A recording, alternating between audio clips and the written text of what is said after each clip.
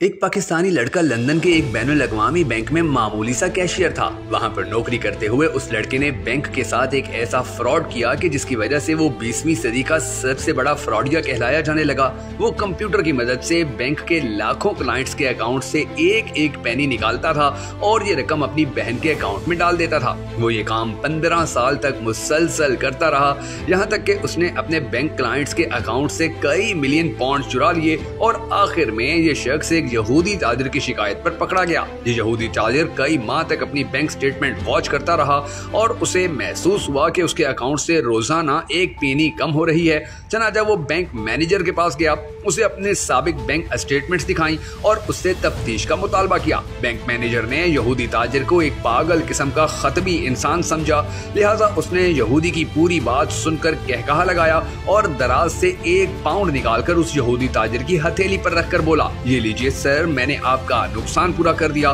Bank manager की ये बात सुनकर वो यहूदी ताजिर नाराज हो गया, लिहाजा उसने मैनेजर को डांट कर कहा कि मेरे पास दौलत की कोई कमी नहीं है, मैं बस आप लोगों को आपके सिस्टम की कमजोरी बताना चाहता था। ये कहकर वो यहूदी ताजिर कुर्सी से उठा और बैंक से निकल गया। उस यहूदी ताजिर के जाने के बाद बैंक मैनेजर को उसकी दर्ज करवाई गई शिकायत की संगीनी का अंदाजा हुआ, लिहाजा उसने बैंक में खुफिया तरीके से तफ्तीश शुरू कराई तो उसे मालूम हुआ कि उस यहूदी ताजिर की शिकायत बिल्कुल दुरुस्त थी। उस पाकिस्तानी नौजवान के खिलाफ आहिस्ता आहिस्ता मजीद सबूत भी इकट्ठे किए गए और यूं बिल आखिर एक दिन वो पाकिस्तानी नौजवान पकड़ा गया।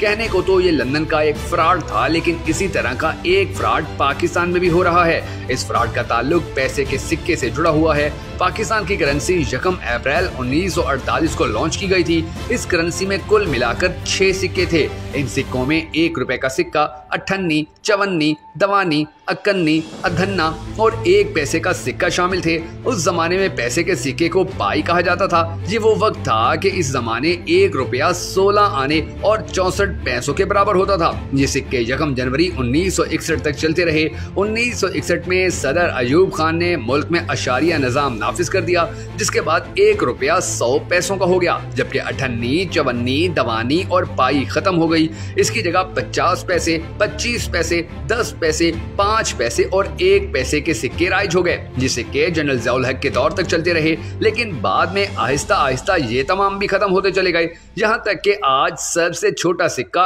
1 रुपए का है और हमने पिछले 30 वर्षों से 1 पैसे, 5 पैसे, 10 पैसे और 25 पैसे का कोई सिक्का नहीं देखा, क्योंकि स्टेट बैंक ये सिक्के जारी ही नहीं कर रहा। लेकिन आप हमारी हुकूमत का कमाल देखिए, हुकूमत जब भी पेट्रोल, गैस और बिजली की कीमत में इजाफा करती है तो इसमें रुपयों के साथ साथ पैसे जरूर शामिल होते हैं। मसलन आप पेट्रोल के किसी भी इजाफे को ले लीजिए। मसलन हुकूमत ने पेट्रोल की कीमत में 5 रुपए 92 पैसे इजाफा किया, जिसके बाद पेट्रोल की कीमत 62 रुपए 13 पैसे, हाई स्पीड डीजल की कीमत 62 रुपए 65 पैसे और लाइट डीजल की कीमत 54 रुपए 94 पैसे हो गई। अब सवाल ये है कि मुल्क में पैसे का तो सिक्का ही मौजूद नहीं है, लिहाजा जब कोई शख्स 1 लीटर पेट्रोल डलवाएगा तो क्या पंप का कैशियर उसे 87 पैसे वापस करेगा? नहीं, वो बिल्कुल वापस नहीं करेगा। चनाचा इसे लाजमन 62 की जगह 63 रुपए अदा करना पड़ेंगे। क्या आपने कभी सोचा है कि हमारी हुकूमत 70 साल से हमारे साथ ये ज्यादती क्यों कर रही है? अब आप मजीद दिलचस्प सूरत हाल मुलाहिजा कीजिए।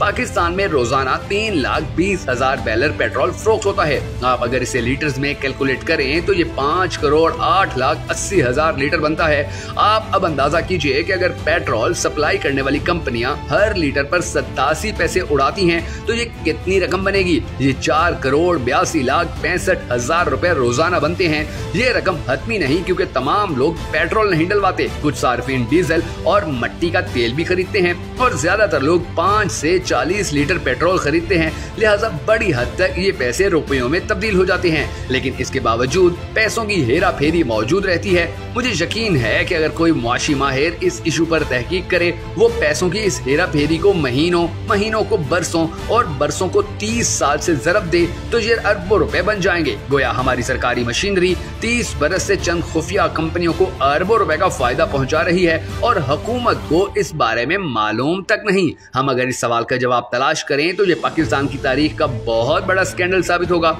ये भी हो सकता है कि इस करप्शन का वॉल्यूम 4.5 करोड़ रुपए ना हो, लेकिन इसके बावजूद ये सवाल अपनी जगह मौजूद रहेगा कि जब स्टेट बैंक पैसे का सिक्का जारी ही नहीं कर रहा तो हुकूमत करेंसी को सिक्कों में क्यों माप रही है और हम राउंड फिगर में कीमतों का तयन क्यों करते हैं। हम 62 रुपए 13 पैसों को 62 रुपए कर दें या फिर पूरे 63 रुपए कर दें ताकि हुकूमत और सार्फिन दोनों को सहूलत हो जाए। हुकूमत अगर ऐसा नहीं कर रही तो फिर इसमें यकीनन कोई न कोई हेरा फेरी जरूर मौजूद है, क्योंकि हमारी हुकूमतों की तारीख बताती है कि हमारी जालिम बेहिस करप्ट ब्यूरोक्रेसी कोई ऐसी गलती नहीं दोहराती कि जिसमें इसे कोई फायदा ना हो। अब बिल्कुल इसी तरह का फ्रॉड हमारे बिजली के बिल में भी होता है। आपको अच्छी तरह मालूम होगा कि हमारी हुकूमतें जब भी बिजली की कीमत मुतय्यन करती हैं तो इसके अंदर रुपए के साथ पैसे भी जरूर शामिल किए जाते हैं। हालांकि इन पैसों की ना ही पाकिस्तानी अवाम ने कभी अहमियत समझी है और ना ही हमारी सरकारों ने इस पर कभी बात की है। हमें बिजली फराहम करने वाली कंपनियां भी बिल्कुल इसी अंदाज से कौम को अरबों रुपए का चूना लगा रही हैं और इस तारीख के सबसे बड़े फ्रॉड पर उनको कोई पूछने वाला नहीं है। दूध में पानी, 2 नंबर खुराक, 4 नंबर अद्वियात और 8 नंबर अशियाए खुर्दोनोश इस्तेमाल करने वाली भूखी नंगी कौम को हमारी हुकूमतों समेत बड़े बड़े कारोबारी और मालियाती इदारे तक नोच नोच कर खा रहे हैं। आप बैंक में पैसे रखवाने या निकलवाने जाएं तो भी रुपए के साथ पैसों का हिसाब जरूर किया जाता है, क्योंकि बैंकों के मालकान ये बात अच्छी तरह जानते हैं कि रुपए के साथ नत्थी हुए इस पैसे पर कोई भी शहरी सवाल नहीं उठाएगा और इस सवाल न होने के जवाब में बैंक भी सालाना अरबों रुपए इस कौम की जेबों से निकाल रहे हैं। मगर जहां आवे का आवा ही बिगड़ा हुआ हो वहां इस तरह के फ्रॉड पर कौन बात या इज़हार ख्याल करेगा। मगर हम लोग जो एक कौम भी हैं इस जुल्म और नाइंसाफी के खिलाफ मुसलसल खामोश नहीं रह सकते हैं। याद रखिएगा कि अगर हम आज भी नहीं बोलेंगे तो इस फ्रॉड का शिकार हमारी आने वाली कई नस्लें होती रहेंगी। लिहाजा इस जुल्म के खिलाफ उठने वाली इस आवाज में आप भी अपने हिस्से का दिया जलाइए और इस वीडियो को लाइक करके ज्यादा से ज्यादा शेयर कीजिए ताकि हमारी बेहिस हुकूमत और मालियाती इदारे इस फ्रॉड को रोकने पर मजबूर हों। हम सबको ये दुआ भी करनी है कि अल्लाह करीम हम सबको मिलकर पाकिस्तान की मजबूती में अपना किरदार अदा करने की तौफीक अता फरमाए। अगर आप भी भखन नेटवर्क वीडियोस की इस दुआ में शामिल होना चाहें तो कमेंट सेक्शन में आमीन जरूर लिख दीजिएगा।